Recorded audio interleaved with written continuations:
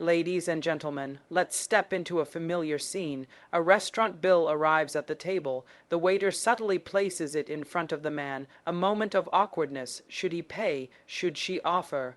Should they split it? What seems like a simple act, who picks up the tab, has become a battlefield of values, culture, pride, and progress. The question today, should the guy always pay, is not just about money.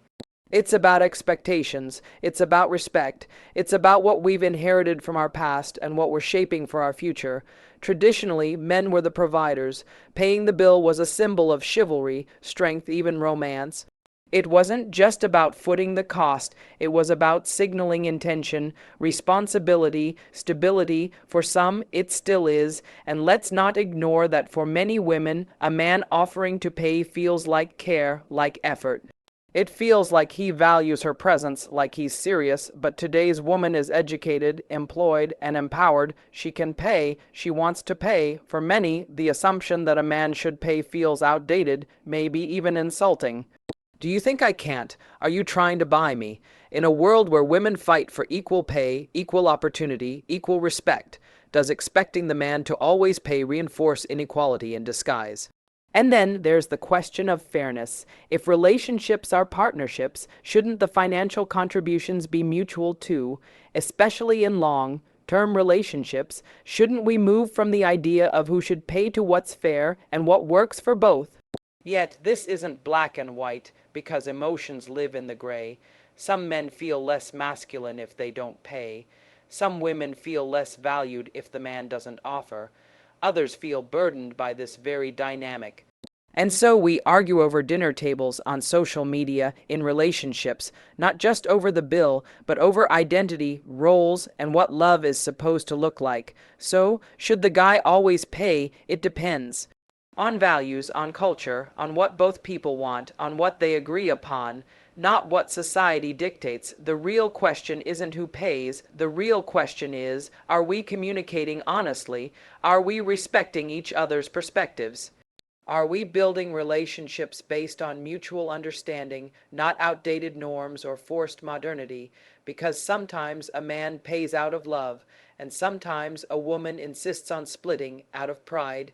And sometimes the best relationships aren't about who pays, but how they treat each other once the bill is paid. Would you like this expanded into a 1,000-word speech or adapted for a debate, video script, or panel discussion format? In many cultures, the expectation that a man should pay the bill stems from deeply rooted traditions that go back generations. This belief was not born out of chance, but out of a long-standing societal structure where men were considered the providers and women the nurturers. When a man paid for dinner or covered expenses, it was seen as a display of his ability to provide, protect, and lead. This wasn't just about financial power, it was a gesture of commitment, seriousness, and respect.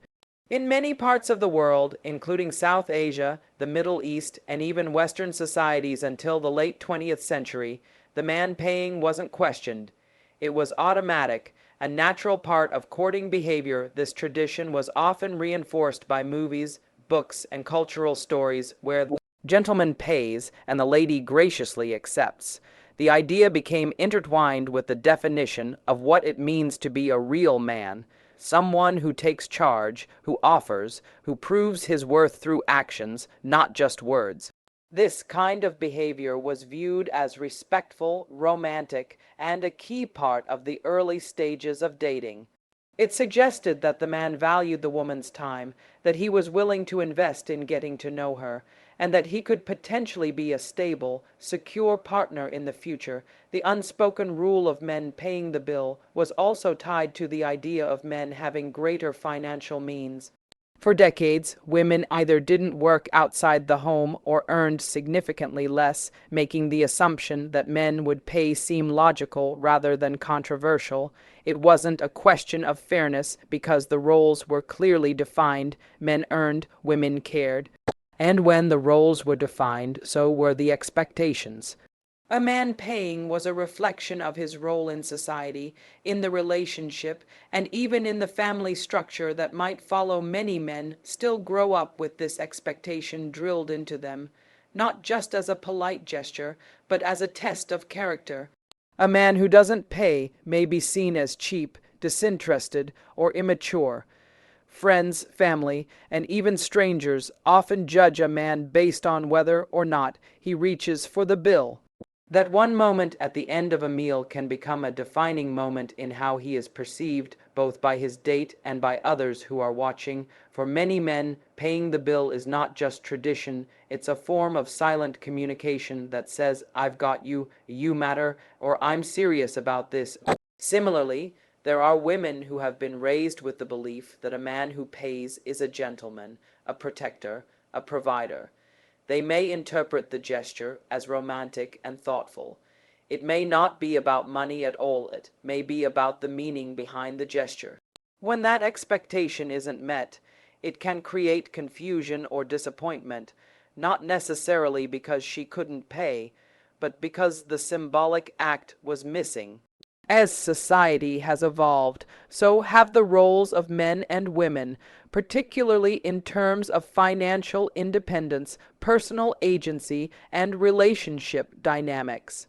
In today's world, the notion that a man should always pay is being challenged by modern perspectives that advocate for equality, balance, and mutual respect. The modern woman is no longer confined to the household or dependent on a man for financial security. She is educated, ambitious, and often self-sufficient.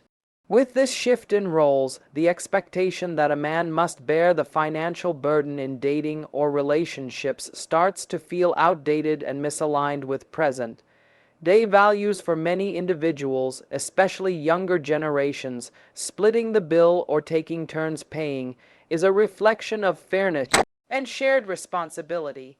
It's not about rejecting chivalry, but about ensuring that both partners contribute equally to the relationship, emotionally and financially.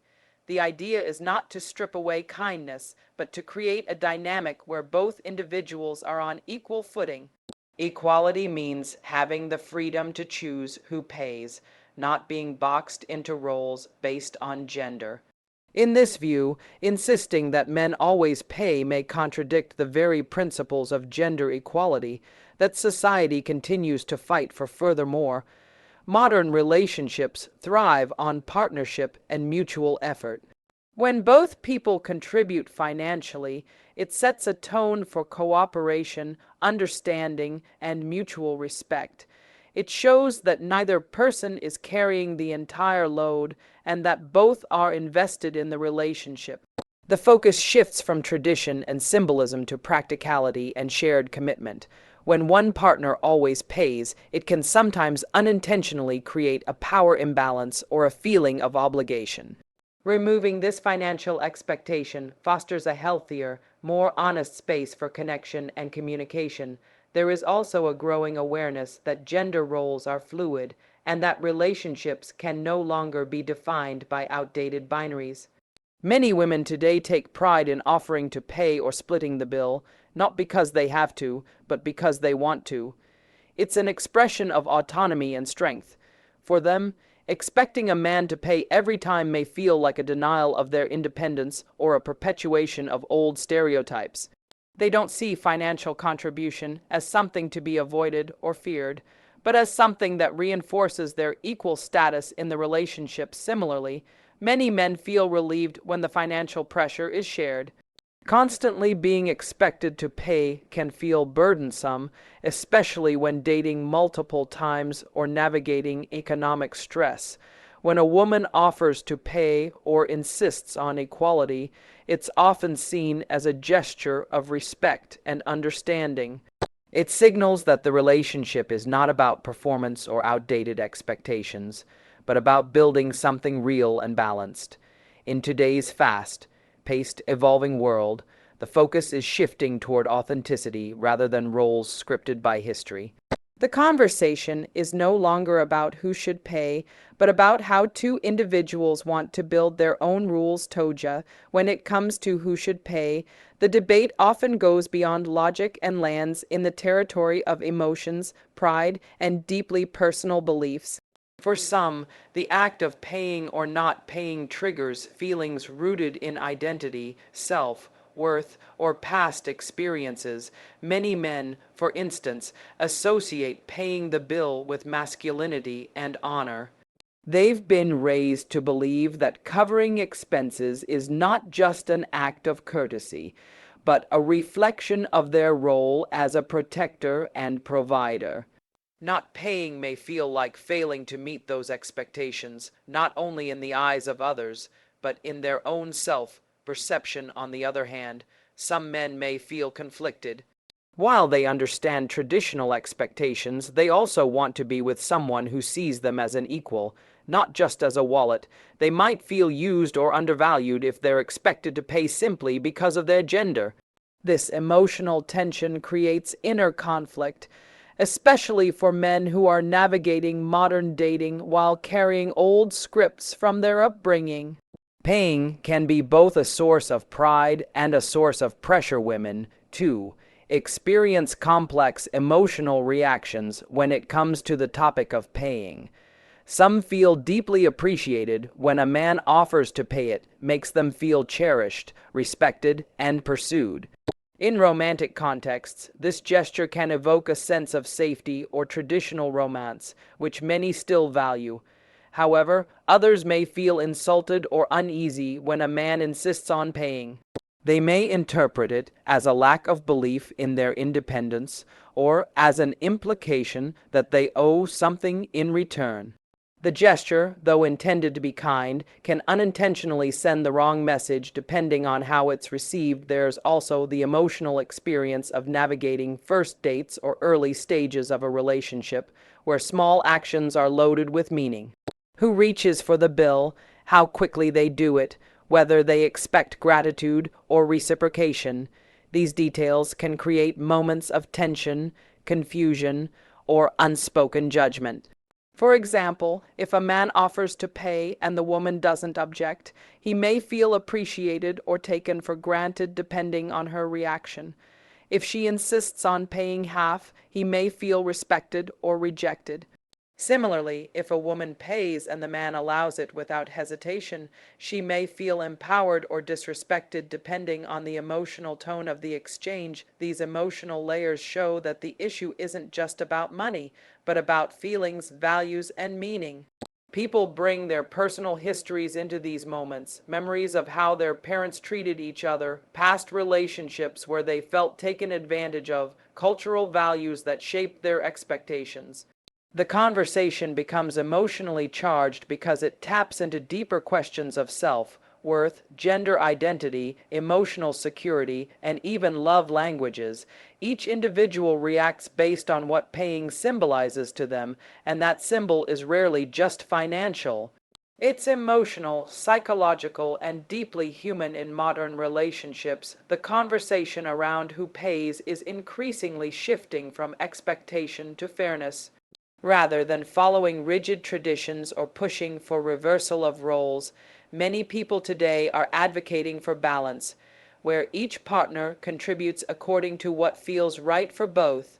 Fairness doesn't necessarily mean splitting every bill down the middle, but rather establishing a dynamic where both partners feel respected, heard, and valued. This approach moves away from gender-based obligations and focuses instead on practical and emotional equity within the relationship. Every relationship is different, and fairness often looks different depending on the people involved. For some couples, the one who earns more may naturally take on more financial responsibility, while the other contributes in other meaningful ways. In other relationships, couples might take turns paying for dates or divide expenses based on a mutual agreement.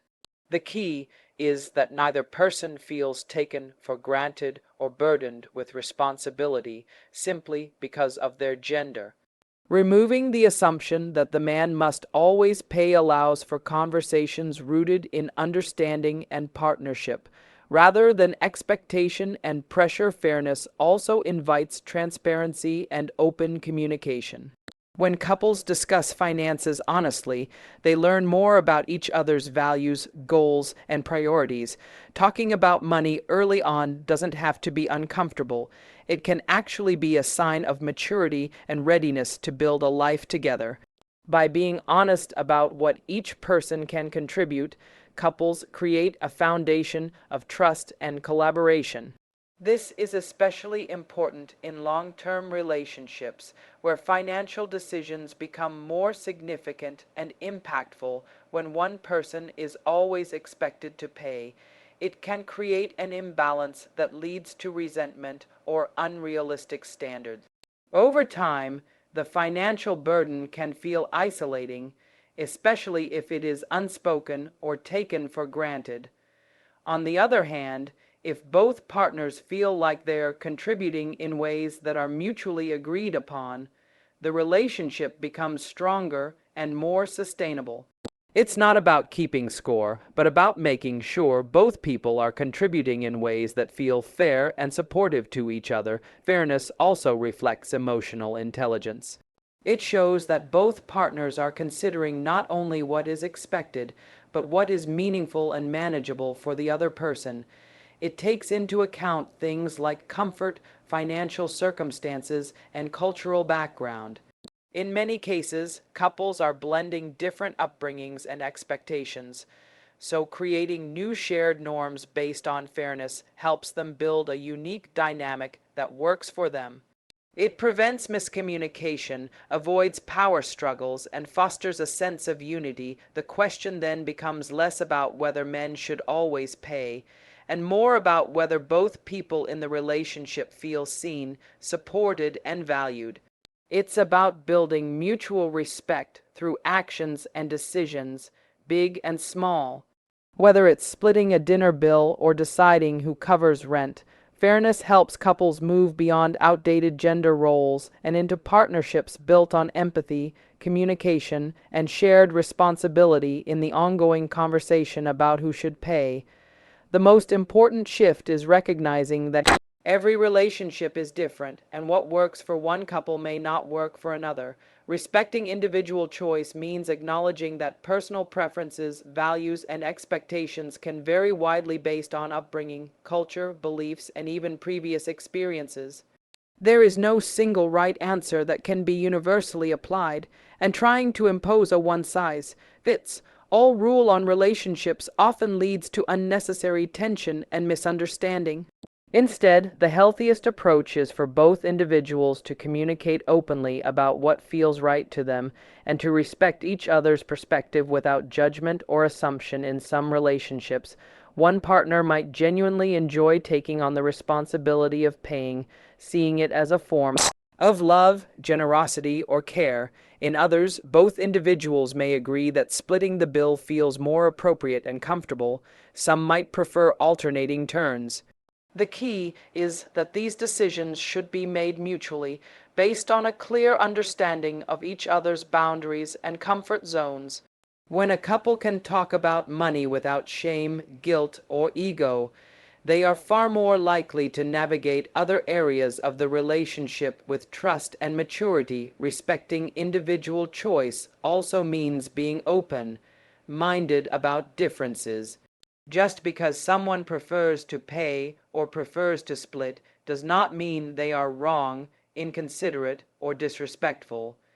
People's choices are shaped by many invisible factors: how they were raised, what they've seen in their own families, how past relationships influenced their views. Understanding these influences with empathy rather than criticism creates space for deeper connection and less conflict. A person's choice about money often reflects deeper beliefs about independence, generosity, roles, and intimacy. Another layer of individual choice involves the evolving nature of relationships. In the early stages, people may have stronger preferences about who pays, but as relationships grow and deepen, those dynamics often shift. Couples may discover new rhythms that reflect their changing priorities, incomes, or emotional needs. What mattered on the first date may become irrelevant 6 months later, and honoring that evolution requires flexibility and continued respect for each other's choices. Rather than sticking rigidly to roles or traditions, couples that adapt and grow together build stronger, more resilient connections. It's also important to recognize that pressuring someone to conform to a specific standard can create resentment or insecurity. When people feel forced to act against their values to please their partner or meet social expectations, it weakens the authenticity of the relationship. True respect means accepting when someone's preferences differ from your own and being willing to compromise or find solutions that honor both people's comfort levels. This mutual consideration fosters emotional safety, and equality. At the heart of every strong relationship is the ability to make decisions together, not out of habit or obligation, but out of a shared understanding of what feels respectful, fair, and meaningful. When both partners feel their choices are seen and respected, it strengthens the emotional foundation of the relationship.